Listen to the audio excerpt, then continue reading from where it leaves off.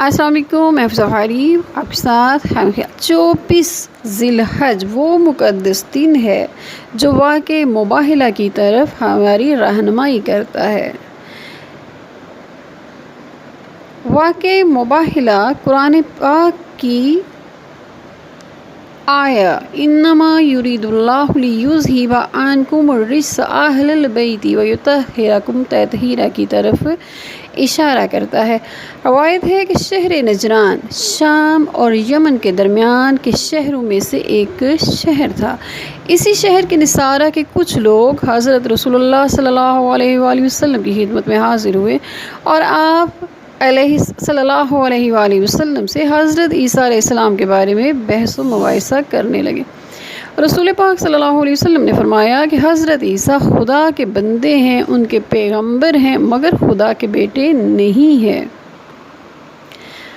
آپ سرکار نے فرمایا خدا اس سے پاک ہے کہ اس کا کوئی بیٹا ہو۔ اسی سلسلہ میں خداوند عالم نے سورہ آل عمران کی ابتدا میں 180 آیات نازل کی ہیں اور عیسائیوں پر حجت تمام کر دی اور حضرت رسول اللہ صلی اللہ علیہ وسلم کو حکم دیا کہ ان سے مباہلہ کریں، اور یہ آیہ کریمہ اتری جس کا معنی یہ ہے کہ ہم اپنے بیٹوں کو، جس کا معنی یہ ہے کہ جب آپ صلی اللہ علیہ وسلم کے پاس یہ علم آ چکا ہے کہ حضرت عیسیٰ اللہ کے بندے اور اس کے پیغمبر ہیں، اس کے باوجود اگر کوئی آپ سے بحث کرتا ہے تو ان سے کہہ دو کہ ہم اپنے بیٹوں کو لائیں، تم اپنے بیٹوں کو لاؤ، ہم اپنی عورتوں کو لائیں، تم اپنی عورتوں کو لاؤ، ہم اپنے نفسوں کو لائیں، تم اپنے نفسوں کو لاؤ، یعنی اپنے تمام عزیزوں اور دوستوں کو جمع کریں تاکہ اگر عذاب نازل ہو تو سب پر نازل ہو اور قصہ پاک ہو جائے۔ پھر دعا میں تضرع کریں۔ بعض نے کہا ہے کہ جو باطل ہے ان پر لعنت کریں اور جھوٹوں پر اللہ کی پھٹکار ہے۔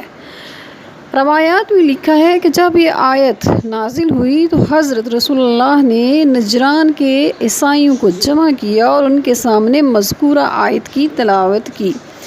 انہوں نے کہا ہمیں کچھ غور و فکر کرنے کا موقع دیجیے۔ جب انہوں نے تنہائی میں ایک دوسرے سے ملاقات کی تو اپنے مشیر کار عاقب سے کہا مباہلہ کے بارے میں آپ کیا کہتے ہیں؟ اس نے کہا اے نصارہ کی جماعت والو، خدا کی قسم تم جانتے ہو کہ محمد مصطفیٰ نبی مرسل ہیں۔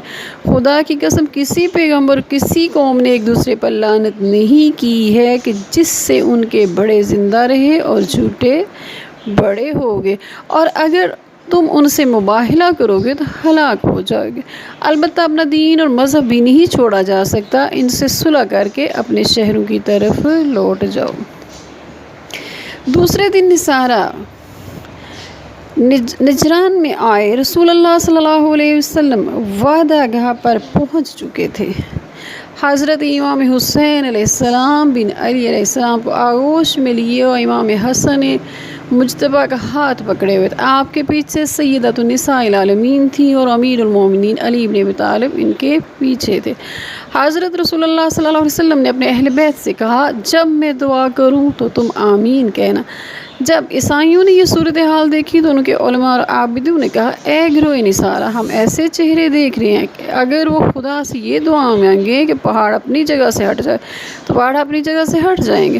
چنانچہ نصارہ نے کہا اے ابو القاسم، ہم اپنے بارے میں یہی بہتر سمجھتے ہیں کہ آپ سے مباہلہ نہ کریں اور آپ کو آپ ہی کی حالت پر چھوڑتے ہیں اور ہم اپنے دین پر ثابت و قائم رہتے ہیں۔ سرکار دو عالم صلی اللہ علیہ وسلم نے فرمایا جب تم نے مسلمانوں سے مباہلہ کرنے سے انکار کیا ہے تو اب نفع و ضرر میں شریک ہونا پڑے گا۔ نصارہ نے کہا یہ ہمیں قبول ہے۔ حضرت رسول اللہ صلی اللہ علیہ وسلم نے فرمایا پھر جنگ کے لیے تیار ہو جاؤ۔